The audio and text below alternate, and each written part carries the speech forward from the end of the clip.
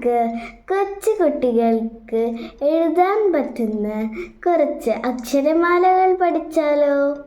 നമ്മൾ എഴുതുന്നത് എങ്ങനെയാണ്? നമ്മൾ പറഞ്ഞു അല്ലേ, 3 പോലെ തുടങ്ങി അല്ലേ, 3 പോലെ തുടങ്ങിയത് പറഞ്ഞു അല്ലേ, ഇങ്ങനെ തുടങ്ങി അങ്ങനെയല്ലേ നമ്മൾ പറഞ്ഞത്. 3 പോലെ തുടങ്ങും. നമ്മൾ സി എന്നുള്ള അക്ഷരം പഠിച്ചിട്ടുണ്ടല്ലേ ഇംഗ്ലീഷ് അക്ഷരമാലയിൽ സി എന്നുള്ള അക്ഷരം നമ്മൾ എങ്ങനെ എഴുതും? ഇങ്ങനെ എഴുതും അല്ലേ. ആ സിയിൽ നോക്കുമ്പോൾ എന്താണ് സാദൃശ്യം ഉണ്ടല്ലേ, എങ്ങനെയാണ് അത് തിരിച്ചിട്ട് കഴിഞ്ഞാൽ ഇതുപോലെ ആവും അല്ലേ. കുറച്ച് നമ്മൾ ഇങ്ങനെ കയറ്റിയെടുത്താൽ മതി അല്ലേ. അപ്പോൾ ആ സി പോലെ എഴുതി തുടങ്ങി അല്ലേ. അതിൻ്റെ കൂടെ എങ്ങനെയാണ് ഒരു സി കൂടി ഇടുക അല്ലേ. അപ്പം എന്തായി? ഇത് 3 എന്നായി അല്ലേ. 3 എഴുതുന്നത് എങ്ങനെയാണ്? ഇങ്ങനെയല്ലേ നമ്മൾ 3 എഴുതുക. എന്നിട്ട് അത് ഇത്തിരി കയറ്റി നിർത്തുക കണ്ടോ. അല്ലെങ്കിൽ എന്താണ്, ഒരു സി എഴുതി ഒരു സി കൂടി എഴുതുക അല്ലേ. അപ്പോൾ എന്തായി? ആ എന്നുള്ള അക്ഷരത്തിൻ്റെ തുടക്കമായി. ഇനി മലയാളത്തിൽ നമ്മൾ എഴുതുമ്പോൾ എങ്ങനെ എഴുതും? മലയാളത്തിൽ നമ്മൾ ആ എന്നുള്ള അക്ഷരം പഠിച്ചിട്ടുണ്ട് അല്ലേ. മലയാളത്തിൽ ആ എന്നുള്ള അക്ഷരം എങ്ങനെയാണ് നമ്മൾ എഴുതുക? ഇങ്ങനെ തുടങ്ങി അല്ലേ, റാ പോലെ തുടങ്ങി അല്ലേ. റാ പോലെ തുടങ്ങി പിന്നെ എന്താണ്, ഒരു 3 അല്ലേ, ഒരു 3 എഴുതി അല്ലേ. ഇങ്ങനെയാണ് സ്റ്റാർട്ടിങ്ങിൽ നമ്മൾ എഴുതുക ആ എന്നുള്ള അക്ഷരം അല്ലേ. അതുപോലെ തന്നെ ഇവിടെ നമുക്ക് എങ്ങനെ തുടങ്ങാം? ഇങ്ങനെ തുടങ്ങി ഇത്ര എത്തി അല്ലേ. അതുപോലെ ഇവിടെ ഇങ്ങനെ തുടങ്ങി ഒരു 3 എഴുതി. അപ്പോൾ ഇതെന്തായി? ഇതാ എന്നുള്ള അക്ഷരമായി മലയാളത്തിൽ അല്ലേ. കഴിഞ്ഞിട്ട് എന്ത് വേണം? വീണ്ടും ഒരു റാ പോലെ എഴുതി പിന്നെ ഇങ്ങനെ എഴുതി. ഇപ്പോൾ എത്ര 3 ആയി. വീണ്ടും ഒരു റാ.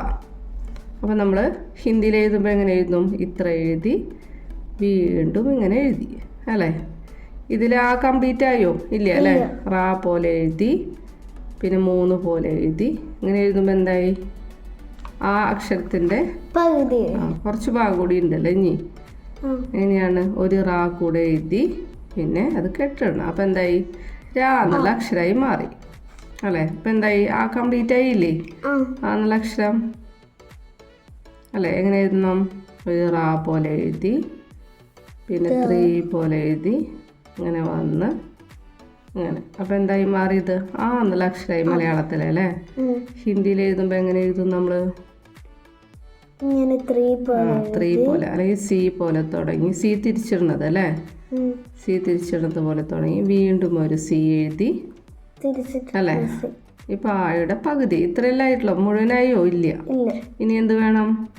നമ്മൾ ഇനി ഒരു അക്ഷരം കൂടി എഴുതൂ അല്ലേ. അതിൻ്റെ ഗഡിപ്പായി വരും ഒരു 1 പോലെ അല്ലേ. അപ്പം 3 അതിന് യോജിപ്പിക്കാൻ എന്ത് വേണം? ചെരിഞ്ഞിട്ടൊരു ചെറിയൊരു വര അല്ലേ. അതിന് താങ്ങി നിർത്തണ്ടേ. അത് കഴിഞ്ഞ് എന്ത് വേണം? അല്ലെങ്കിൽ അത് വീഴും. ഒരു 1 എഴുതി അല്ലേ. അപ്പം 3ഉം 1ഉം അല്ലേ. ആ എന്നുള്ള അക്ഷരത്തില് ഗഡിപ്പായി 1 പോലെയാണ് നമ്മൾ എഴുതുക അല്ലേ. ഗഡിപ്പായി സ്മോൾ ലെറ്റർ ആണെങ്കിൽ എന്തായിരിക്കും? പൂർണ്ണമായിട്ടും ഗഡിപ്പായി ഉണ്ടായിരിക്കും അല്ലെങ്കിൽ അർദ്ധ ഗഡിപ്പായി ആയിരിക്കും. ചിലതിന് ബിനാ ഗഡിപ്പായി വല പറഞ്ഞുണ്ട്. അത് ഗഡിപ്പായി തീരെ ഉണ്ടാവില്ല. ഈ വരയ്ക്കാണ് ഗഡിപ്പായി എന്ന് പറയും. ഒരു 1 പോലത്തെ വര. ഇനി എന്ത് വേണം? ഇത് കംപ്ലീറ്റ് ആവണമെങ്കിൽ എന്ത് വേണം? മുകളിൽ ഒരു വര തൂങ്ങി കിടക്കുന്നത് കണ്ടിട്ടുണ്ട് അല്ലേ. ഹിന്ദി അക്ഷരമാലയുടെ പ്രത്യേകതയാണ് ഒരു മുകളിലുള്ള ഒരു വര അല്ലേ. മലയാളത്തിലും ഇംഗ്ലീഷിലും നമുക്കത് കാണാൻ പറ്റില്ല. ഉണ്ടോ? ഇല്ല. അപ്പോൾ ആ എന്നുള്ള അക്ഷരം. ഇനി നമ്മൾ ആ എന്നുള്ള അക്ഷരത്തിന് എങ്ങനെയാണ്? ഇങ്ങനെ തന്നെയാണ് തുടങ്ങുന്നത് അല്ലേ. ഇങ്ങനെ തന്നെ തുടങ്ങി ഇങ്ങനെ വന്ന് ചെരിഞ്ഞിട്ടുള്ള ഒരു വര ഒരു 1 വരച്ചു പിന്നെ മുകളിലുള്ള വര. ഇനി ആ എന്നുള്ള അക്ഷരത്തിന് എന്ത് വേണം? ഒരു വരയും കൂടി വേണം. എന്നുള്ള ആ വരയ്ക്ക് മാത്രം എന്ന് പറഞ്ഞാൽ എന്താണ്? ആ ചിഹ്നമാണ് അല്ലേ. ആ എന്ന് എഴുതുമ്പോൾ നമ്മൾ എന്ത് വേണം? ഇതിങ്ങനെ എന്നൊക്കെ എഴുതുമ്പോൾ ഇങ്ങനെ ഒരു ചിഹ്നം ഇടും അല്ലേ. അതാണ് ഹിന്ദിയിൽ ഈ 1 പോലത്തെ വര. റാ പോലെ എഴുതി തുടങ്ങി അല്ലേ. പിന്നെ ഒരു 3 പോലെ വന്ന് വീണ്ടും ഒരു റാ എഴുതി അല്ലേ. പിന്നീട് ഒരു രാ അല്ലേ. ഇത്രയാണ് ആ എന്നുള്ള അക്ഷരത്തിന് അല്ലേ. ഇനി ആ എന്നുള്ള അക്ഷരം ആവണമെങ്കിൽ എന്ത് വേണം? ഇതിൽ കൂടെ വീണ്ടും താഴോട്ട് ഇങ്ങനെ വളഞ്ഞ് ഇങ്ങനെ നിൽക്കണം അല്ലേ. ഇങ്ങനെ വേണം. ഇതാണ് മാത്ര അല്ലേ. അതായത് ചിഹ്നം. എന്നുള്ള ചിഹ്നം സാ മാ എന്നൊക്കെയുള്ള ചിഹ്നം ഇതല്ലേ വരിക. ഹിന്ദിയിൽ അതുപോലെയുള്ള ചിഹ്നമാണ് എന്ത്? ഈ വര. മാ ലാ എന്നുള്ളതിൻ്റെ മാത്രയാണ് ഈ വര അല്ലേ. മലയാളത്തിലാണെങ്കിൽ എങ്ങനെ എഴുതും? ഇങ്ങനെ എഴുതും അല്ലേ. അത് നമ്മളിപ്പോൾ ഒരക്ഷരം എഴുതുകയാണെങ്കിൽ എങ്ങനെ എഴുതും? മാ എന്നുള്ള അക്ഷരം എഴുതി അല്ലേ? ഉം. മാ എഴുതി. മാന്നെങ്ങനെ എഴുതും? ഇങ്ങനെ അല്ലേ? അതിന്റെ അതാണ് ചിഹ്നം അല്ലേ? ആ എന്നുള്ളതിന്റെ ചിഹ്നമാണ്. താഴെയുള്ള ഭാഗമാണ് ഭാഗം ഇവിടെ ഇതിന്റെ ചിഹ്നം അല്ലേ? ഇനി ആ എന്നുള്ള ഹിന്ദിയിലും അങ്ങനെ തന്നെയാ വരും ഹിന്ദിയില് അല്ലേ? ഒരു വരയിട്ടാണ് ആദ്യം.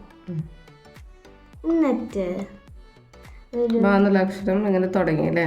അങ്ങനെ വന്ന് എന്നിട്ട് ഒരു ട്രയാങ്കിൾ പോലെ ഇങ്ങനെ വരയ്ക്കണം. അത് വന്നിട്ട് ഒരു ഒന്ന് പോലെ, ഇതാണ് അതിന്റെ ഗഡിപ്പായി എന്ന് പറയണ വര അല്ലേ? ഒന്ന് പോലെ വരയ്ക്കുന്നത് അല്ലേ? മാ. പിന്നെ മാ എന്ന് വരുമ്പോൾ എന്ത് വേണം? ഒരു ഒന്നുകൂടി വരയ്ക്കും അല്ലേ? ഇവിടുത്തെ ആ എന്നുള്ളതിൻ്റെ ഒന്നാണ് ഇവിടെയും വരിക, മാത്ര അല്ലേ? ആ എന്നുള്ള മാത്ര. ആ എന്നുള്ളതിൻ്റെ ചിഹ്നമാണ് മാത്ര എന്ന് പറയുന്നത് കേട്ടോ. അതില് ഈ ചിഹ്നമാണ് മാത്ര. എന്നിട്ട് എന്ത് വേണം? മുകളിലുള്ള ഒരു വര അല്ലേ? ഹിന്ദിയുടെ പ്രത്യേകതയാണ് മുകളിൽ തൂങ്ങി കിടക്കുന്ന ഒരു വര അല്ലേ? അക്ഷരങ്ങളൊക്കെ ഇതിൽ തൂങ്ങിയിട്ടാണ് കിടക്കുക അല്ലേ? മാ എന്നുള്ള അതിന് എന്ത് പറയും? പടിപ്പായി എന്നാണ് പറയുക. ഇത് ഗഡിപ്പായും ഇത് പടിപ്പായും.